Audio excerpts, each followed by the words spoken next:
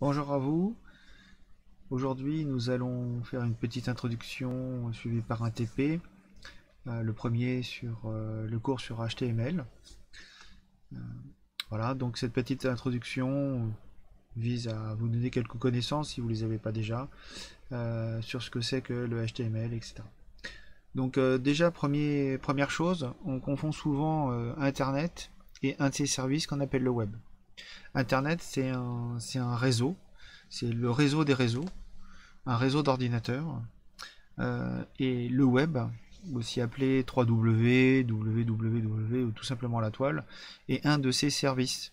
C'est une des utilisations possibles d'Internet. Alors comme c'est celle qu'on utilise le plus, hein, il n'y a pas énormément de monde qui font des transferts de fichiers avec FTP ou qui utilisent encore un lecteur de mail, eh bien on confond souvent les deux.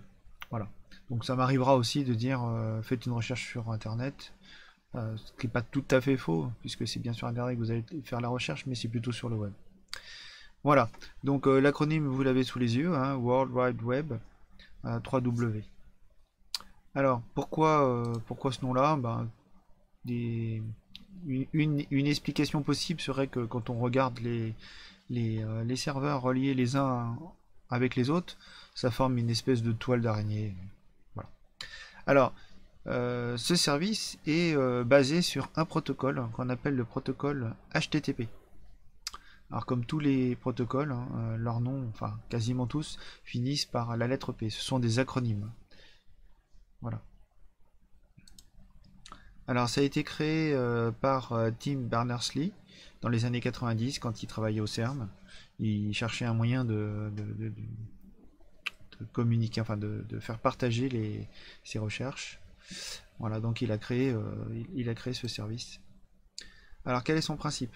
Le principe, c'est que vous avez des pages HTML qui sont reliées les unes aux autres, ou pas du tout, hein, mais en règle générale elles sont reliées par des liens qu'on appelle des hyperliens. Ce qui fait que quand vous cliquez sur un lien, vous allez sur une autre page. Alors c'est un peu transparent pour l'utilisateur, mais les liens vont pas forcément vers une page HTML, donc du texte. Ça peut aller vers une vidéo, de la musique, une image. Voilà. Et deuxièmement, quand on clique sur un lien, ça ne va pas forcément sur le même site. Ça peut aller sur un autre site. Je pense que ça, vous vous étiez déjà rendu compte. Alors, dans la terminologie réseau qu'on utilise, on voit qu'il y a d'un côté les clients et de l'autre côté il y a les serveurs. Bon, c'est un peu schématique, hein, puisque on peut aussi avoir des serveurs qui, eux, sont des clients d'autres serveurs, mais bon, sans rentrer dans les détails, vous avez des postes utilisateurs qui sont des clients, et puis vous avez le serveur qui vous donne l'information. Donc voilà, c'est comme dans un bar, hein, vous avez des gens qui viennent consommer, puis des gens qui sont là pour servir. Tout ça passe par les infrastructures proposées par Internet. Alors le protocole c'est une façon de dialoguer entre les machines. Elles envoient des informations et le serveur répond en envoyant d'autres informations. C'est transparent, vous voyez pas ça, c'est pas codé dans les pages, hein. C'est la façon dont les machines vont communiquer les unes avec les autres. Donc elles utilisent un protocole qu'on appelle le HTTP. Donc vous aurez à rechercher, hein, l'acronyme, ce que ça signifie. Dedans, vous avez des informations du type j'aimerais avoir ce document-là, moi je sais lire tel encoding, l'encodage des caractères, et puis vous avez des réponses, la page est écrite en français quand on a ces informations-là, etc. Voilà, donc il y a une espèce de dialogue entre les deux machines. Donc vous avez votre machine ici qui lui demande quelque chose, le serveur est ici, et là il lui renvoie la réponse en lui disant OK, statut 200, ça veut dire OK, je vous envoie le document, et puis il y a la date, etc. Alors comment ça fonctionne? Eh bien, on utilise ce qu'on appelle un navigateur. Un navigateur, c'est un logiciel, une application qui permet, euh, qui sait parler en HTTP, donc dans le protocole HTTP, et qui sait afficher les pages. Hein, donc vous avez les principaux sont là, mais il y en a énormément d'autres, hein, qui sont dérivés, ou pas d'ailleurs.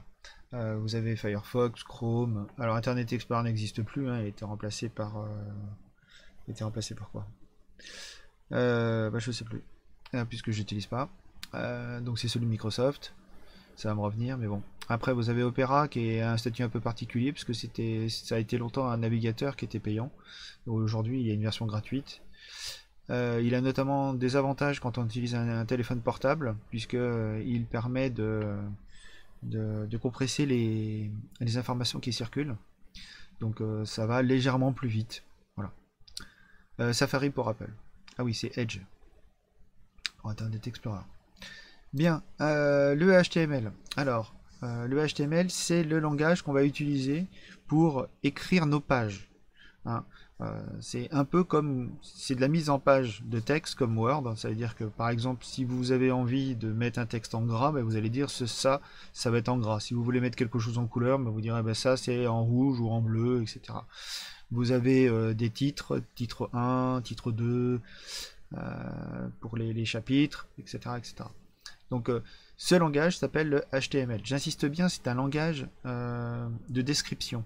Ça veut dire que ça va indiquer quelles sont les données affichées et comment on les affiche. C'est tout. C'est pas un langage de programmation. Donc la dernière version c'est HTML5. Il y a eu 5 évolutions du langage. C'est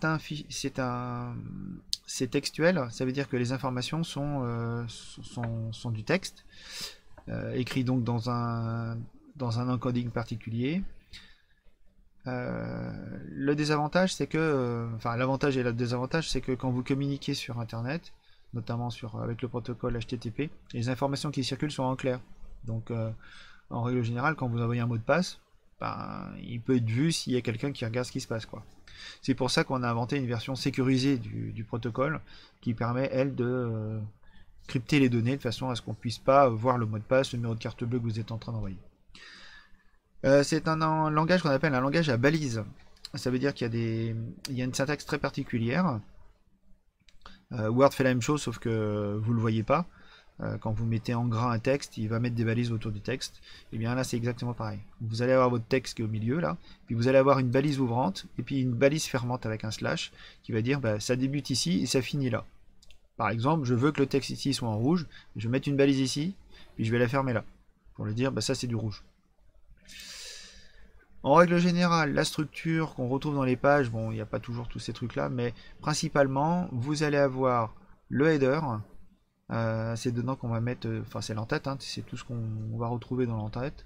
Ensuite, vous allez avoir une barre de navigation, vous allez avoir des parties qui vont s'articuler avec un côté, la page, le contenu principal, et puis un pied de page. Bon, en gros, vous verrez que nous, on utilisera le header et puis la partie document ici, mais pas plus. Voilà un exemple de page HTML. Il y a beaucoup plus compliqué, hein, mais on retrouve les parties que je viens de mentionner. Déjà, on commence le document en disant c'est un document HTML. Si vous ne le mettez pas, il y a de fortes chances que le navigateur... Bon, alors il y en a qui se disent que ça n'a peut-être pas été écrit, du coup ils vont le remplacer, mais en règle générale, il faut l'écrire. En tout cas, quand on veut faire du bon HTML, il faut commander par écrire ça. Vous voyez ici, balise ouvrante, ceci est du code HTML, balise fermante.